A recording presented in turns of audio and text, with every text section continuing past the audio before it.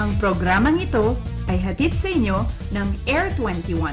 Sagot ko, padala mo!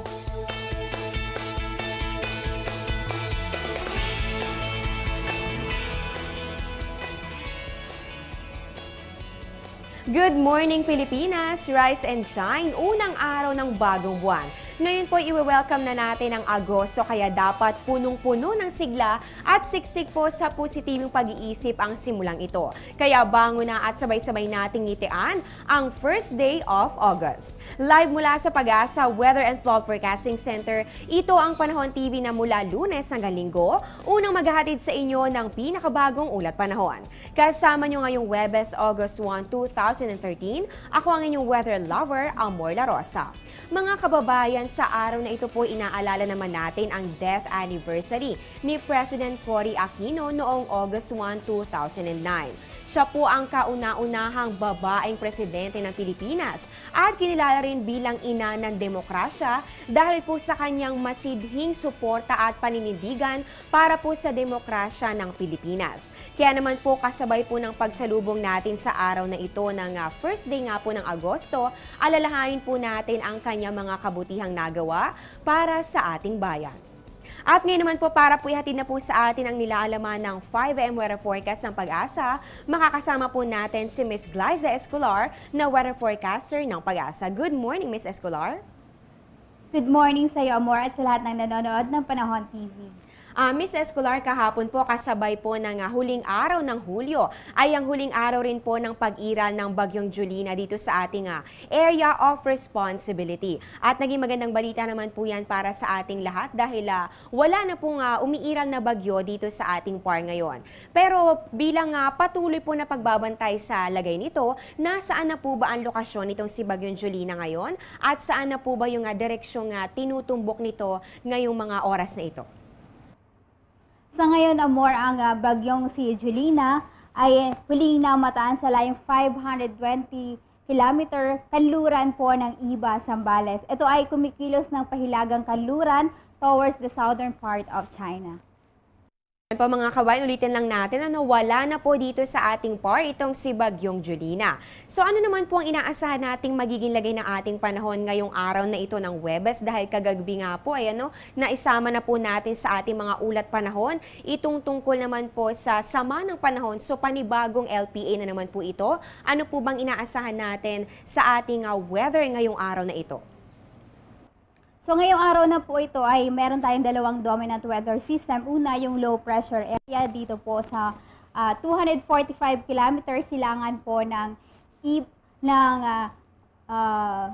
Kasiguran, Aurora. At meron din tayong southwest monsoon na umiiral naman dito po sa kanlurang bahagi naman po ng Luzon. Kaya naman po asahan sa malaking bahagi po ng Central Luzon, sa Pangasinan, sa La Union, at dito po sa probinsya po ng Quezon, at kasama na rin po yung dito po sa Cagayan, sa Isabela at yung Batanes Group of Islands na makakaranas po sila ng katamtaman hanggang sa kung minsan ay malakas na pag-ulan at pagkidlat, pagkulog. Samantala dito naman po sa Metro Manila, dito naman po sa malaking bahagi o natitirang bahagi ng Luzon, kasama na po ang Western Visayas, ay asahan naman po dyan ang mahina hanggang sa katamtamang pag-ulan at pagkidlat, pagkulog. Ganon din po dito sa Caraga region, inaasahan din po natin na magkakaroon ng mahina hanggang sa katamtamang pag-ulan at pagkidlat, pagkulog.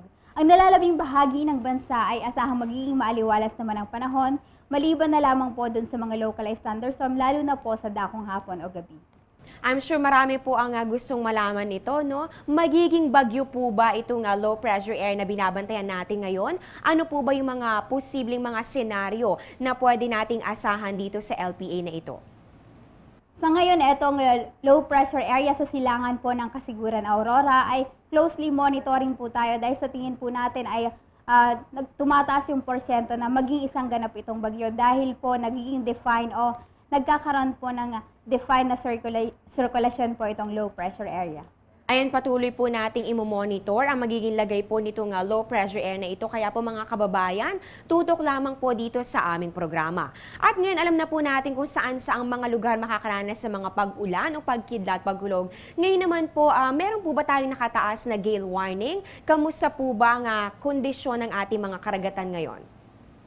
Tama ka dyan, Amor, dahil nga pinag-ibayo ng Bagyong Julina ang southwest monsoon. Kaya naman po meron po tayong gale warning dito po sa western seaboard po ng Luzon. Kaya naman po yung ating mga kababayang mangingisda sa nabanggit na mga baybaying dagat ay kung pwede po ipagpaliban po nila ang paglaot dahil po may kataasan po ang alon at malalakas po ang hangin sa nabanggit pong western seaboard ng Luzon. At eto naman, Miss Escolar, at maiba naman tayo, pumunta naman tayo dito sa Balitang Pandaigdig. Dahil mainit rin pong pinag-uusapan ngayon sa mga balita itong tungkol sa matinding init na nararanasan nga po dyan sa may China, partikular na nga po sa may Shanghai. At umabot na nga po ng humigit kumulang 10 katao ang nasawi dahil po dito sa tinatawag natin na heat wave na nararanasan nila doon. So, para po sa kaalaman ng ating mga kababayan, na mga nanonood po ngayon dito sa Panahon TV, pwede po ba nating balikan ulit? Ano po ba ulit itong heat wave na ito? Paano ba nagkakaroon nito? At bakit po ganito katindi yung nararanasan ngayon dito po sa Shanghai, China?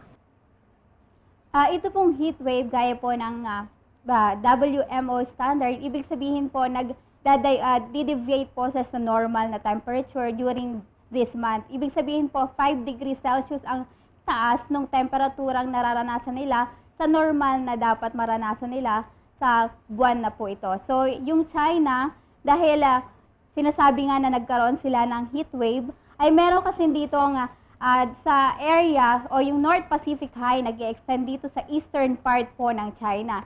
Ibig sabihin na napakatagal na araw na yung high pressure system ay nakakaapekto sa eastern part ng China. Ibig sabihin po nun, dahil yung may high pressure system ka doon, nako-contain yung heat nung, sa ground ng high pressure dahil puro sinking po ng hangin yung nangyayari.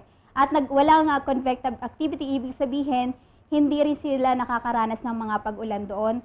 Kaya inaasahan natin na yun nga, yung mataas po yung temperature na nararanasan nila kumpara sa normal. Pero yung ganitong heat wave po ay inaasahan po natin during the summer season dito po sa ating bansa at ganoon na rin po sa China, kaya medyo siguro critical o ibig sabihin na ito ay nagbibigay ng research, nagbibigay ito ng sa ating mga scientists ng medyo curiosity kung bakit nangyari ito during this season. Ayan po mga kababayan, naintindihan na po natin na ang sanhi po nitong nararanasang matinding init o pagkakaroon nga po ng heat wave dito po sa may Shanghai, China ay dito po sa tinatawag naman natin na high pressure area na ilang araw na nga pong umiiral sa kanilang area.